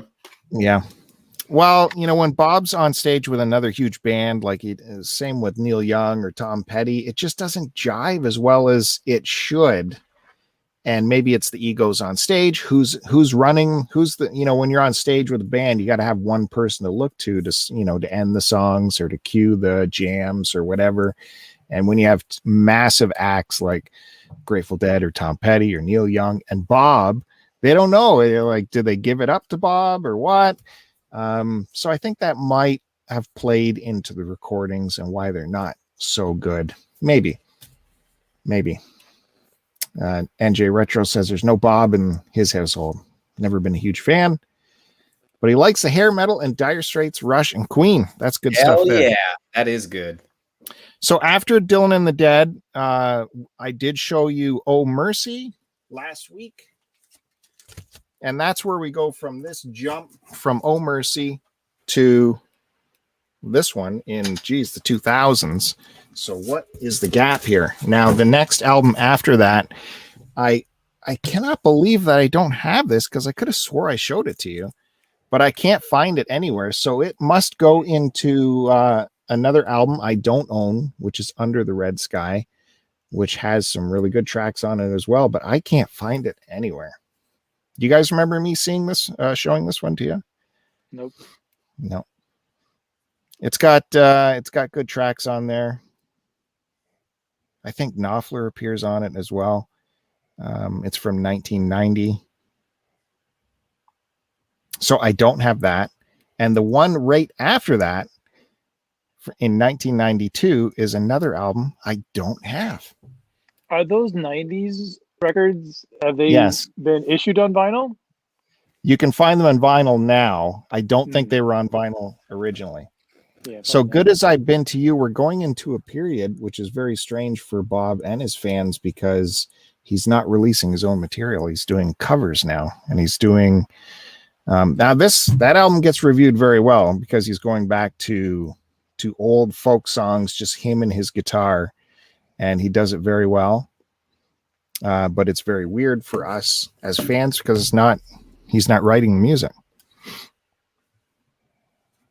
Although it did get reviewed very well because it's Bob Dylan doing folk music, just him and his guitar. So people were really happy to hear it. I don't know why I don't have that. I know the cover was a turnoff for me all the time. I don't know. He just looks like bored or something. Yeah. That's an interesting feeling. Don't worry, there's more. Now that album was reviewed so well and people loved him going back to the folk music. He recorded a sequel, which I do have on CD, and that's World Gone Wrong, which again is another album of him doing old folk songs, just him and his guitar. And we really haven't heard him play guitar this good since the 60s. He really upped his solo guitar work. We start getting the solid color CDs there on Columbia. Get a good picture of them. It's funny, I read a story on this album about that painting in the background. How Bob just showed up at this restaurant and they took a photo, and out of the blue, this artist got approached by, I think, the Columbia Records people on the sly trying to buy the rights to that painting off him. You get a nice write-up in here. And he didn't really know why, and he sold the painting. And little did he know later that it would be on the cover of the next Bob Dylan record, and he could have got way, way more for it. And then there was litigation and all kinds of stuff. These record companies. Now watch out. So yeah, that's World Gone Wrong. Doing folk songs. Did Bob have anything to do with that? Saying, hey, we should give this guy his fair share? Or he's... No, Bob ain't gonna give no fair share. There's no Bob included in any of these stories. It's all the record. He's got a lot of alimony to pay. Bob's not giving up any of the shares. That's true. Now, next on the docket, you guys know MTV had a huge series called MTV Unplugged, and Bob got in there, and this added to a bit of a resurgence for him because people thought he did a great job on there. And he returns to the stage with famous polka dot shirt that he wore, that he made famous in the 60s. How many Unplugged records were there? Well, the big one was the Nirvana. That was well, this was the big one, is what you mean. Change? No, the Nirvana one was the big one. Bob I'm not saying it wasn't noticed. I mean, I'm sure it done something, but come on. There was Rod Stewart, Alice in Chains, Well, did 10,000 Maniacs? Did they do one too? The Natalie Merchant's band? Not Natalie Merchant. Let's see. Look at this thing.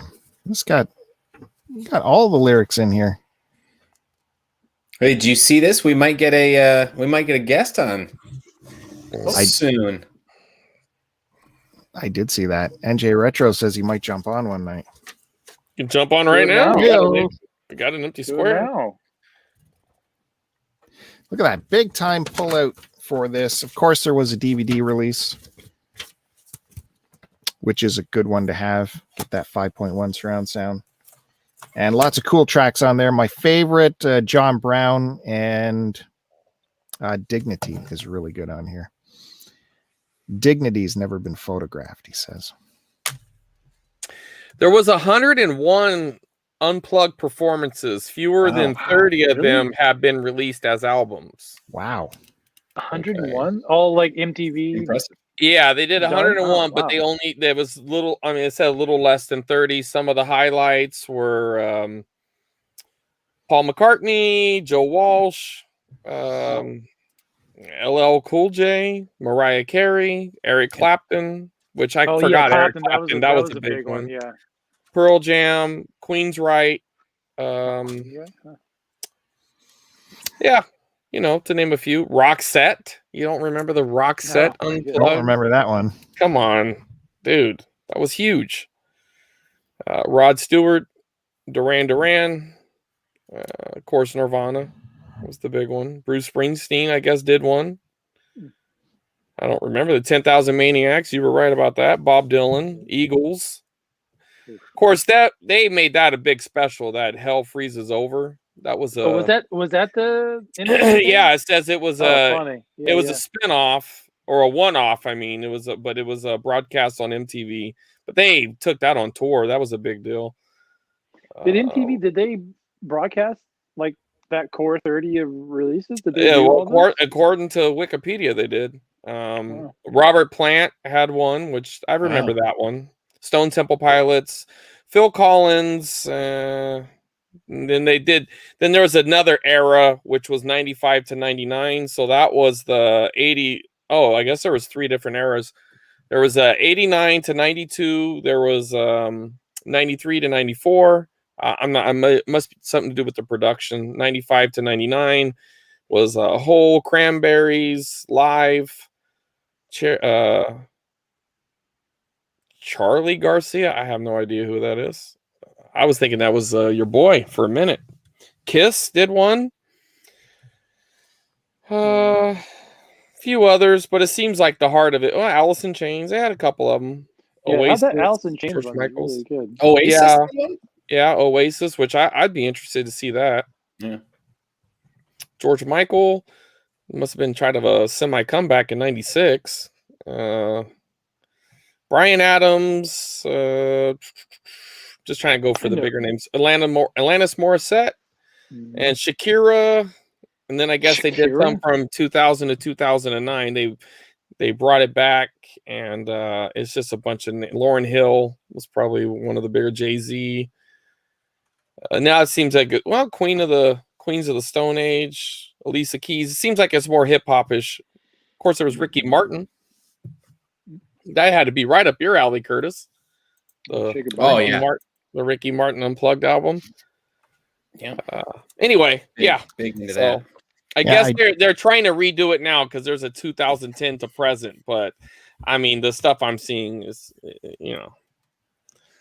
I just saw that. Is yours rank them at all that you're seeing, Chris Roberts? No, this is just I didn't go too deep into it. I was just. It's just. What do you guys think is the number one unplugged album? Best seller? I would have guessed the Nirvana one. Best seller. I would guess Nirvana, but it probably Nirvana. Isn't though. It's probably like Mariah Carey or something. It's probably someone that had more broad appeal. It's no way. No, that's fake news. That is fake news. There's no chance. Okay. Nirvana is number 2. Who's number 1? It's not Bob Dylan. Is it McCartney? Okay. No, it's I'm probably going Mariah Clapton. Carey. Probably Clapton. Clapton. Yeah, because Yeah. that thing was huge. That was a big album for sure. Yeah. Okay, well, I'll pause in a minute here. I'll just finish. Like I said, this was getting him attention. It won Grammys, like Album of the Award stuff. It brought him out of the 80s haze. This got him attention because it was on TV, sold DVDs, got him back to the main stage. That 30th anniversary concert at Madison Square Garden, where all those stars came out and gave him a tribute, that was a major TV event, so he got more and more heat that way. And he progressed into this resurgence that I will continue when we come back to me, which may be in a week or so, when he returns with this album.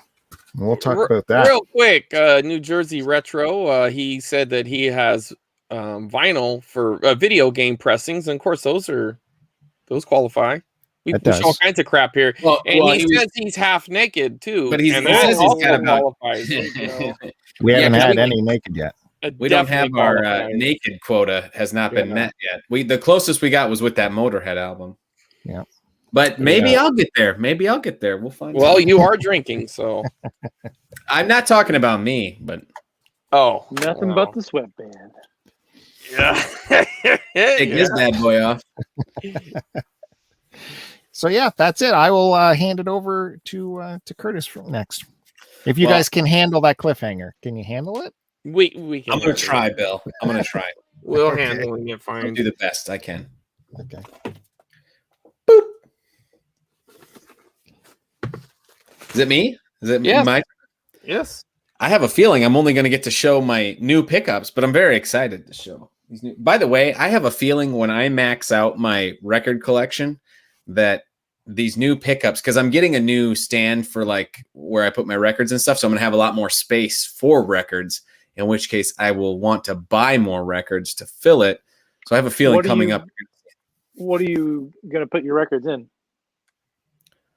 Like a shelf thing.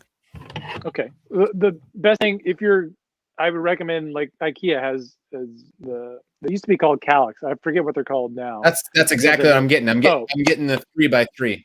Perfect. Yeah. And right now I can maybe fill up 2 of them. So okay. Yeah, it's a lot of room. We got some space. 2 of them will have to be for speakers though. So I'll have 7 holes to fill. That's what she said.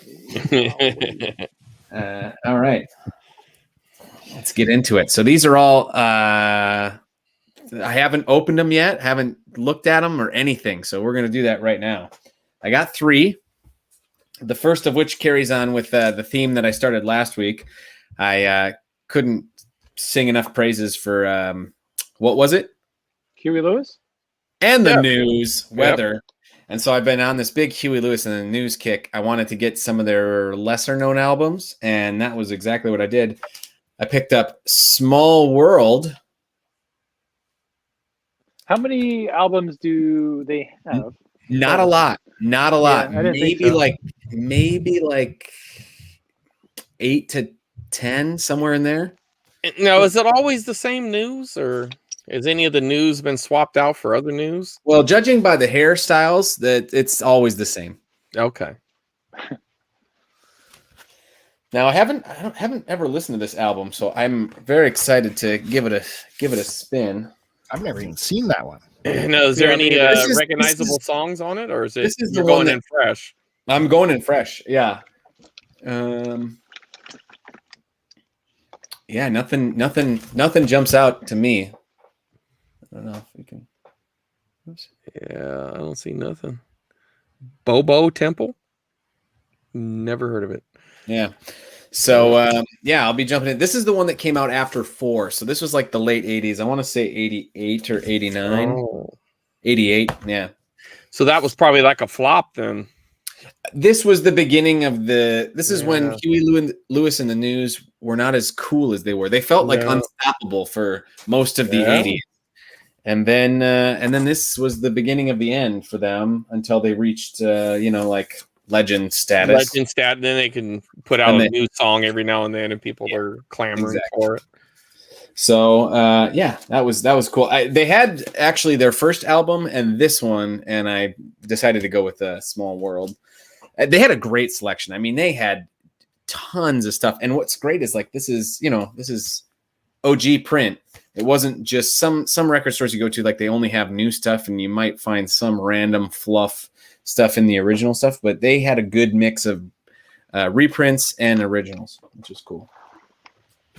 And then this one, another adding to a collection of albums from one artist, and that is another Billy Joel album. I got Turnstiles, which is one I've been. That was the Huey Lewis. Right. Yeah. I've been looking for this one. This one's got some good stuff on it. This one was 76. So what's it got on it? There we go. It's got Say Goodbye to Hollywood, New York State of Mind, Prelude, Jeez. Angry Young Man. Good stuff on there. I just never see that one around.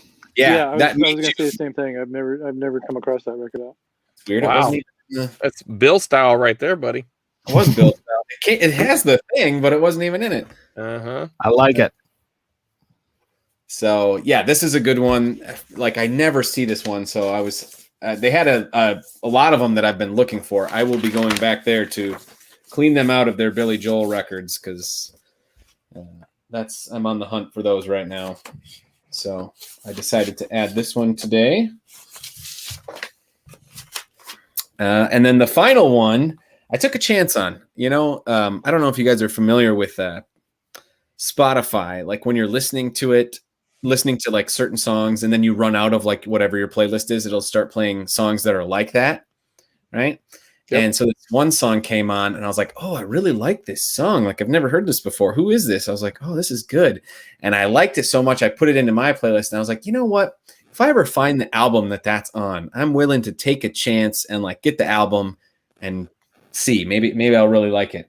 And so I am proud to announce this is the first album from this artist that I own, and that is Elvis Costello. Beauty. And what is the name of this album? This Year's Model. So the name of the song was Pump It Up, if you're curious. I'm like opening this one. Wow. Unboxing, smash the like. Unboxing. If we get up to 15, Kevin, Hit subscribe. Need a scissors. Boy, they That every new subscriber will drive Joe that much crazier. So his beard will get that much darker.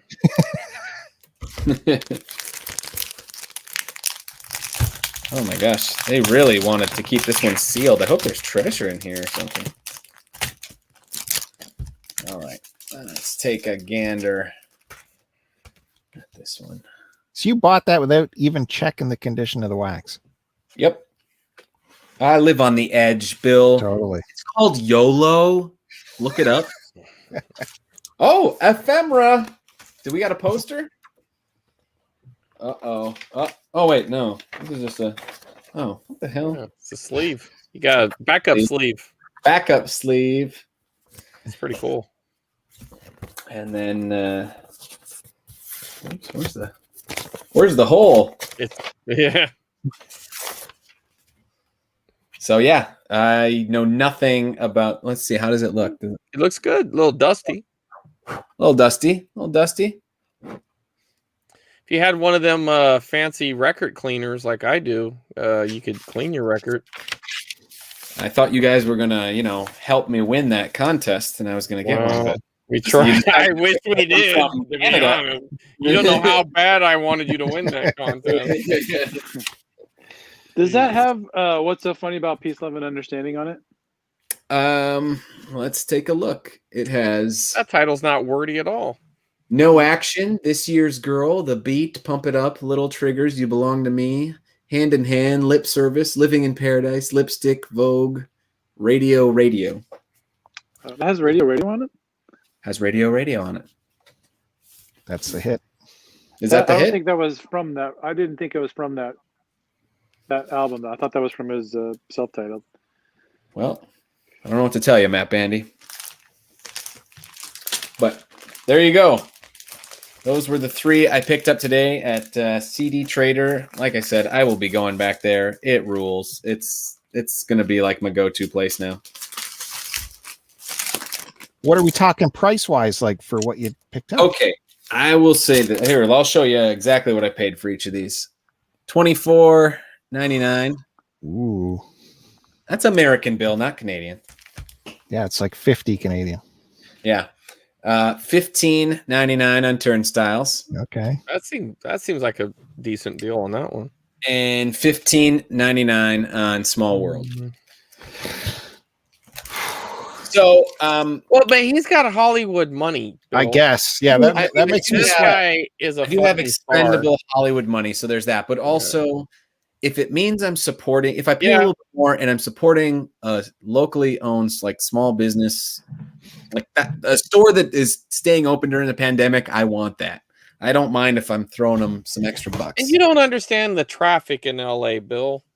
Oh, The place is close to you, Bill. You just go to it. It's very close, and it's got free parking, which is huge. And that's another thing in LA. You cannot park anywhere. Yep. And it has seemingly no COVID limit to like people inside the store, even though I think you're supposed to. Big bonus. You can Big get bonus. sick. So I You don't get have to sick when you're there, dude. Freak Beat Records, they only let 5 people in there. And so that's God, imagine if there was 5 bandies in there, you would never get in. never. Nope. You would be waiting. And I've waited for a while to get into Freak Beat, but this place I got in right away. Free parking. I could browse however long I wanted. Like I said, great selection. They got movies, music, everything.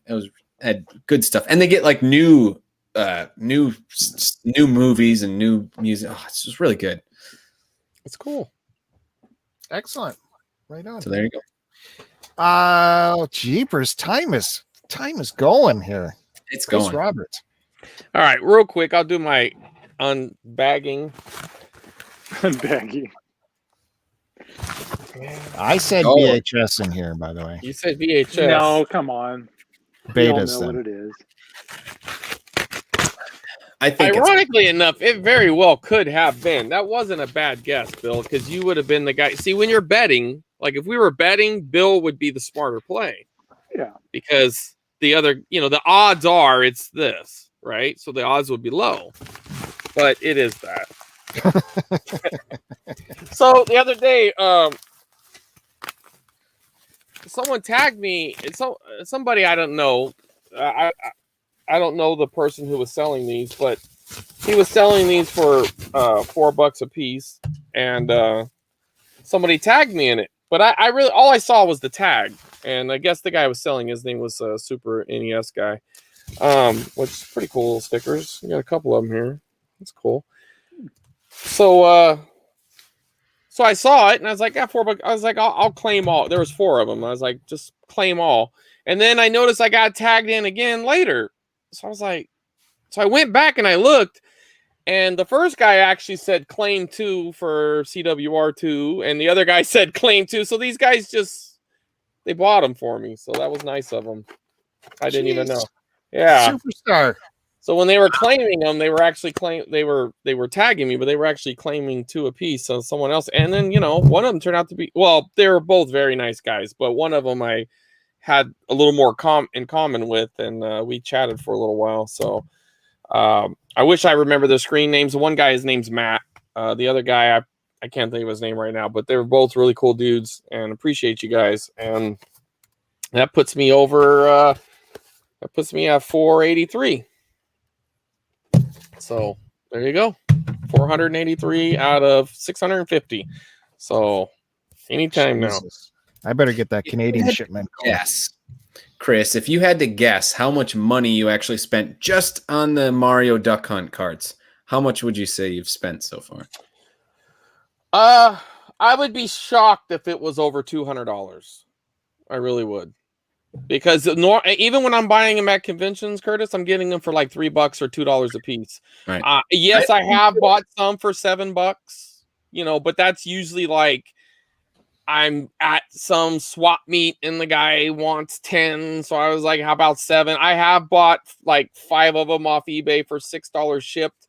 But in my mind, I'm thinking those are still really like $2 or $3 because it costs gas money and time. You know what I mean? But if I'm being completely honest, and I would say if it was over $200, I'd be really surprised because a lot of them came in bundles. And I've been getting a lot of them for free. I mean, I appreciate everyone. I hope no one ever thinks that these are expected or that I don't appreciate each single one. They do, because it's someone took the time, besides the money factor.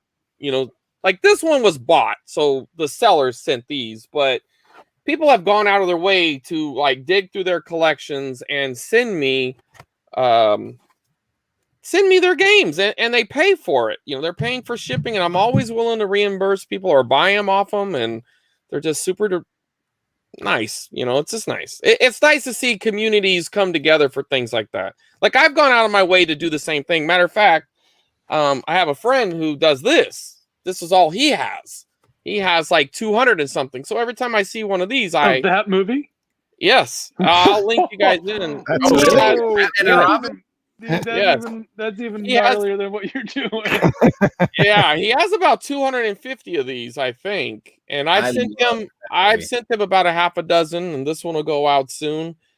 And you know, I don't know what his motivations were, but it's really cool. You get attention. I mean, if that's what you're looking for, but it goes beyond the attention factor. I've met a lot of friends. You know what I mean? Yeah, I've done that. Yeah. So well, listen, guys, I just want to say I'm on the hunt. I'm trying to collect just as many as I can get, just $1 bills. Right. I've been looking for like anything that's a different serial number. I'm trying to just get as many serial numbers as I can of $1 bills. Yeah. So if you see any, you have a goal in mind? No, it's kind of, you know, as many as I can get. Okay, really. Right.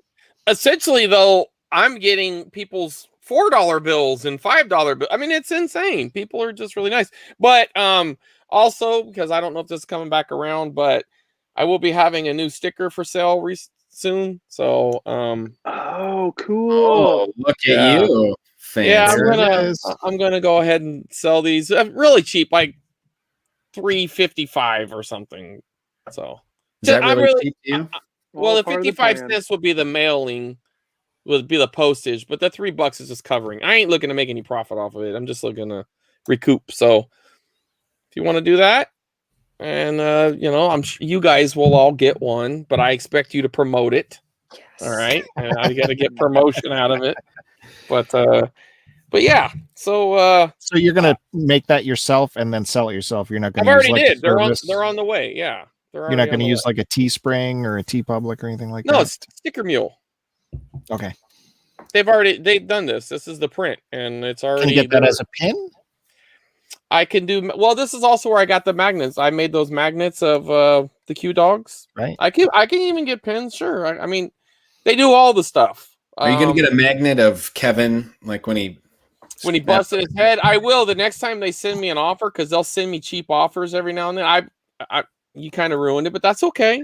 I wanted to get this one first, but that was also on the back burner because I was trying to get some really clear images of him, screenshots of him leaning forward with that big. Or I don't know what's funnier.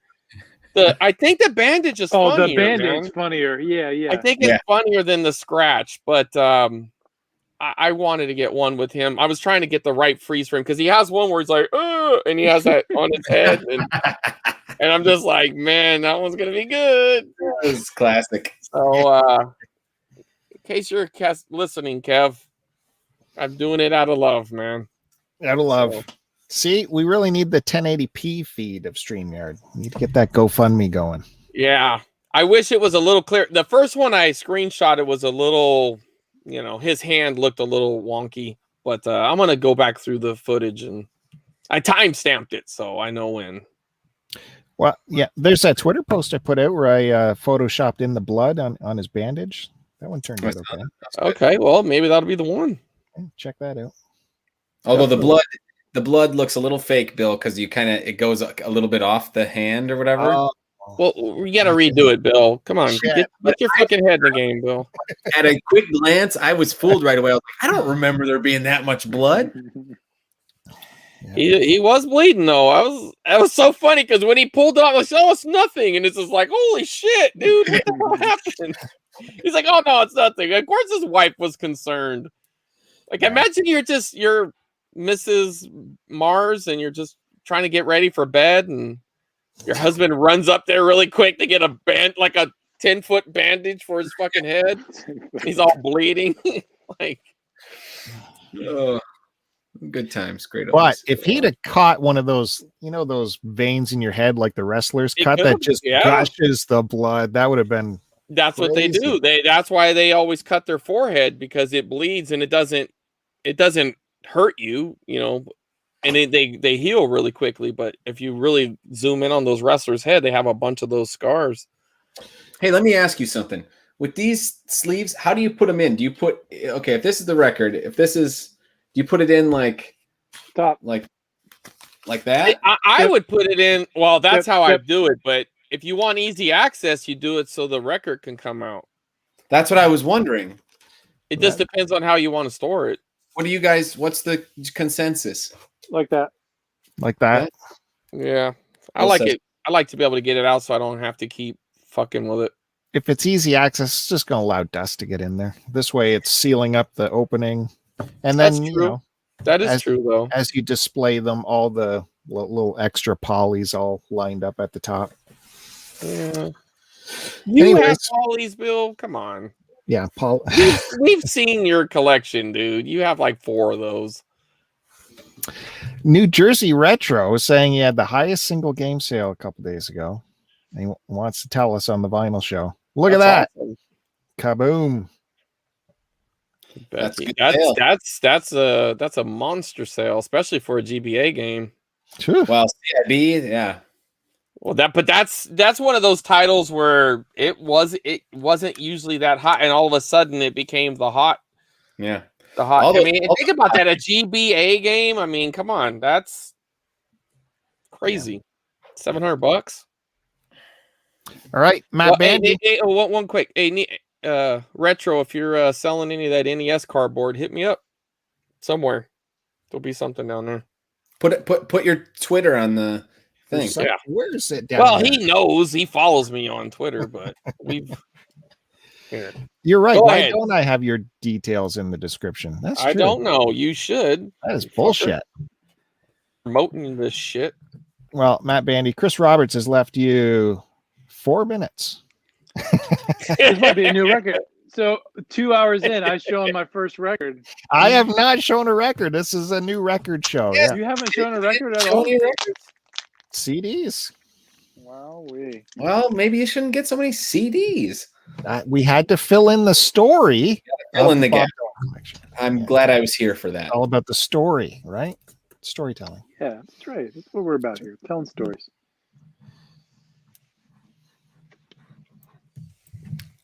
So what one-man band is this? This is actually a 2-person band. Do you listen to anything like where there are 3 or 4 people? Yeah, I do. But just not this record. Are we still in the French? No, I don't know. I think this None is the name of this band. What's it? What is it? None. None. None. And the name of this record is the Damp Chill of Life. This is a depressive so it's a subgenre of black metal called DSBM, which stands for depressive suicidal black metal, which yeah, I know it's an awful name for a genre of music, but it is a little bit, but it's very atmospheric, very melancholy. It is this is like a crushing record. Like it will not put you in a good mood. It's very, very hypnotic, repetitive riffs, and I like that when it comes to black metal. This Is the guy still alive that made it? Yeah, no, they're alive. Yeah, this was their, I believe either their second. I think this is their third release. I don't know if it's their third full length or their second full length. But this got a this came out. If you ask me. I'm sorry. Little hypocritical, if you ask me. I mean. Oh yeah. Well, they didn't come up with the name of the subgenre. That's just what they get lumped under. But this didn't have a vinyl release until a few months ago, and I was lucky that I got a copy from their Bandcamp. This was limited to 300 copies. It sold out pretty quick. So. How do you find out about these things where there's low print runs? Are you part of like an email list, or how do you find out? You have so many of those on Bandcamp. Well, that's usually these type of releases get a low print run to begin with, just because the interest. It's not there is an interest for this, but it's not. They're not going to sell huge amount of records. They don't have the budget to put out that huge amount of records either. But yeah, this came out in 2019 and just got a vinyl release a few months ago, and yeah, I was psyched to have this. I listened to this a bunch when it first came out. I don't know much about this band. I don't think there is much known about the band. I think they're from Canada. They're either from Canada or the Pacific Northwest is what I'm guessing. But yeah, this is cool stuff. It came with a patch too of their logo. It's all the way across the room. Otherwise, I'd get up and get it. But yeah, I'm super happy to have this one on vinyl. Just on black vinyl. I think there was another a colored release too, but that was an even lower print run than this. I think there was maybe 100 or 50 of those records pressed. And I did not get that. But it's all good. But to answer your question, Curtis, a lot of the those like this, I got it through Bandcamp, and Bandcamp sent me a notification when the artist is releasing or putting out a release. You'll get an email notification if you sign up for it. Right. So yeah.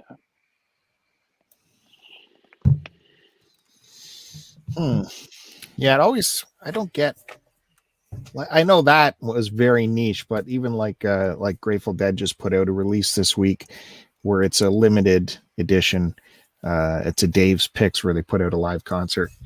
And I mean, they made a bunch, I think 25,000 or something, but they always say this will sell out almost immediately. Definitely get your orders in.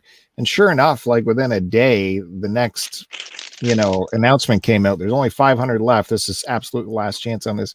Why don't they just make more? Just make more. Why not? What's the big deal? What's it cost to make a CD nowadays? It's dirt cheap, right? Yeah. You'll sell them eventually. Like, just make more. CDs we're talking about. Vinyl, yeah, it's different. It's only so much. It's harder to make. Profit margin now, Bill. You want to maximize those profits. You're saying you have to have that scarcity built in as a selling. Yeah. I hate it. That's the way the world is now. I agree with you. It's very dumb. That's why it took me, 3 months to get my He-Man Panther. Finally came in the mail. That was difficult, let me tell you. Okay, guys, thank you so much. That's been a couple hours of the vinyl collection and a new record. I have not shown one record. I've not opened up a record this time. What a wild ride. Matt Bandy only showed one. Chris Roberts. I didn't show anything. I actually sold the same amount that Matt did. Can you imagine that? How about that?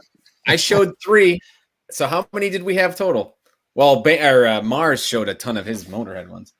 I guess this was Kevin's show. Kevin's show.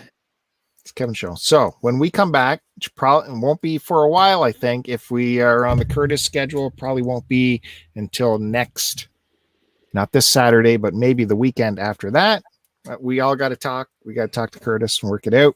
And then we will continue the Bob Dylan story of how he clawed his way out of the smoke of the 80s and back into relevance in the 90s and the 2000s. And what are we all going to do in the meantime? Listen to that album. what's it called? There you go. Something Webster or something, maybe? Max Webster. Very Max first album. Webster. Max Webster. Look that up.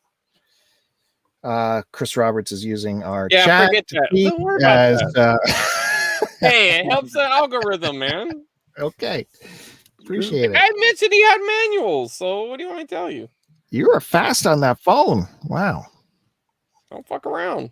Jesus, No, I you thought don't. my kid was fast typing. Chris Roberts is banging out 1,000 words. Copy There. and paste, old man. What the fuck? Hey, come on. All right. So yeah, I revealed two Bob albums that I don't own. When we get through this, you might find a couple more, if you can believe it, that I don't own. We'll work it out and we'll finish the Bob Dylan story on the next episode, as well as have everyone back who can come back to show us more of their vinyl collection and their new pickups, which is very exciting. Thanks everyone for being here. Thanks NJ Retro. It's really cool talking to you again. I was looking through Cartridge Club photos. I saw a picture of you at one of the meetups we were at. And I wonder what that guy's doing. So it was very cool that you popped in there. Good to see you. Thanks everyone. Thanks for subscribing, and we'll see you next time. That's it.